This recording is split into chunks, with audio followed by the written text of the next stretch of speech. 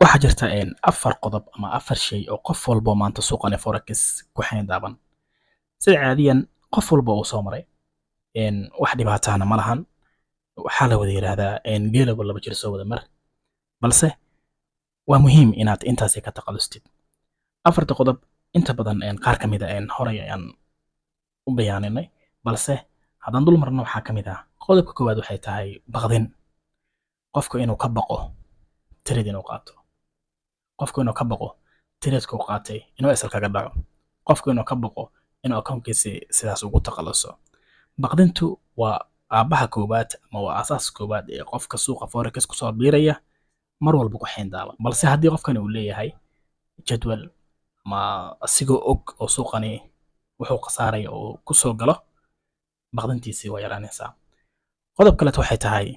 degdeg qofku inuu degdeg fara badan ku furmo tusaale asigoo inuu ka baqanayo tiradka inuu ka tago tiradu maatun aan lasgareynayaa tiradu maatun ish ku hayaa tiradkii asigoo wax ka dhiman ruulkiisa ayuu wuxuu sameynayaa durbo hore ayuu ka qaadanaya yuusan ku dhaafin kadibna tiradkii booskii la rabay inuu imaado ama esalo kaga dhacayaa ama tiradkii kadib ayuu dhaqaaqayaa sidaa darteed qodobka labaad waa degdega oo qofka mar walba degdeg baa ku furan maanta oo idil tireed buu ceersanaya qodobka saddexaad waxa weeyaan waa qodob aad u muhiim ah waa hunguri weynin qofku waxaa ku furan waxa la yidhaahdo maalin taajirnimo waxuu rabaaba inuu one day oo taajir noqdo inuu maanta oo idil ku fikiro inuu lacag fara badan sameeyo asigoo haysta $100 ama asigoo haysta $500 doonaya inuu $1,000 at least inuu sameeyo $500 sameeyo marka inuu mar walba ku fikiro calculator soo qaato xisaabaad isku dhufsado intaana rabaa waa hunguri weynin qofka qodobka afraad ee ugu dambeeya waxay tahay qofku waa inuu tireedyo badan qofka u qaataa tusaale landa session oo kaleeto inuu 2 tireed 3 tireed waxba uusan u manage garasnaynin waa over trade inuu noqdo maanta idil New York oo imaado tireedyo badan qaato qaar SL kaga dhacaan qaar TB kaga dhacaan maanta idil wax u manage garasan oo sadeyn haddaba afartan qodob oo ah qodob koowaad waxaan hore soo sheegnay qofka inuu baqdin ku furan tahay qodobka labaad oo ah qofka inuu ku furan tahay xiriir degdeg oo maanta idil inuu tireedkii ka cararayo ka baqayo qodobka saddexaad qofka maalin taajirnimo ama hunguri weyn uu hayo iyo qodobka ugu dambeeya waa qodobka afraad kaasoo qofka inuu tireed fara badan qaato oo san u manage garaysan wax tireed inta marka waxa weeyaan waa qof walbo suuqani forex ku jira oo uu soo maray waana la soo wada maray guud ahaan balse haddii intaasi aad meel iska saartid cidna waxba aadan ugu baahan doonin cidna aadan hadal dambe ka dhageysan doonin suuqani kaligaaga adiga hoggaan aad u hayn doontid idinkii marka isku day marka afartaas qodob meel ku qoro mar walbana tatbiiqi oo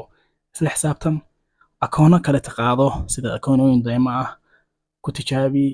afartan qodob sida waxaad ula dhaqantaa akoono challenge ama akoono real aad haystid oo kaleeto waayo haddii akoon dayma si fiican ula dhaqantid akoomada kaletana oo realka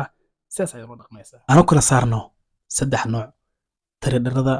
inta badan suuqani ka trade garaysa traderka ugu horeeya waxay tahay waa trader buuxa suuqani cidna uusan waxba ugu baahnayn wax walba garan kara istaraatiijiya degsan haysta nidaamkiisa iyo wax uu doonayo halkaasi ka qabsanaya sidoo kale waxaa jira trader dhexdhexaad ah oo aan gaarsiisnayn midkaasi complete ka ah inkastoo 100% uusan dunida aysan jirin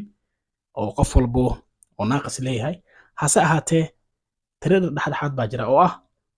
trader TB na qaadanaya SN na qaadanaya dabcan ku jira up and down sidoo kale waxaa jira trader bilow ah doonaya jaranjarada koowaad inuu ka tallaabo jaranjarada tobnaad uu tago haddaba haddaan isku soo duubno haddii aad doonaysid inaad suuqani week walba ku idlaado adigoo faraxsan adigoo aadan walwalsanayn adigoo aadan ka baqayn inaad khasaare ku jirtid adigoo aadan asal ka baqayn sidoo kale adigoo aadan ka baqaynin inaad riski weyn gashid haddii jawaabtaadu haa tahay waxaan doonaynaa inaan idinla wadaagno alla idinkii dhowr sifood sifada ugu horeysa waxay tahay suuqani oo aad ka walwal aanaysid emotional hal dhaho wax kasta la yiraahdo waxay tahay waa qodobka ugu horeeya aan isla eegno suuqani akoona fara badan hasku qaadan tusaale waxaan ka wadaa challenge fara badan hasku furin inaad akoon real adiga aad gooni u leedahay sida FX Premise ama akoona kale ta ka qaadatid oo kaleeto inaad challenge FTMO Funnext Funnebeep akoona challenge fara badan isla qaadanin dabcan keliya hal akoon aad qaadatid hal akoon aad xoogga saartid waa qodob koowaad qodobka labaad waxay tahay oo suuqani haddii aad samaysid aad ka walwal la'aanaysid oo weygana ku idlaanaya alla idinkii adigoo faraxsan waxay tahay inaad hal xilli aad trade garaysid laba xilli waad trade garay kartaa balse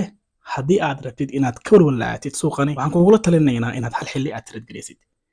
qodob koowaad muxuu ahaa inaad hal akoon aad xoogga saartid hal xilli aad trade garaysto qodobka labaad ah qodobka saddexaad maxay tahay qodobka saddexaad waxay tahay waa inaad hal nidaam aad ku dhigtaa hal istaraatiiji aadan istaraatiiji kan aadan ku boodin kan maxaa la yidhahdaa smc ict kan market structure kan sunway price action dabcan istaraatiijiyo aadan isku qasqasin hal nidaam aad xoogga saartid halkaas nidaam hadduu kuu shaqeyna aad halkaas nidaam aad ku ekaatid saddex baan soo sheegay qodob koowaad oo ah inaad hal akoon aad focus ka saartid qodobka labaad oo ah inaad hal xilli aad trade garaysid ama london ha ahaado ama new york ha ahaado qodobka saddexaad oo ah in aadan nidaamkaaga aadan badbedelin oo hal istaraatiiji aad ku ekaatid qodobka afaraad waxay tahay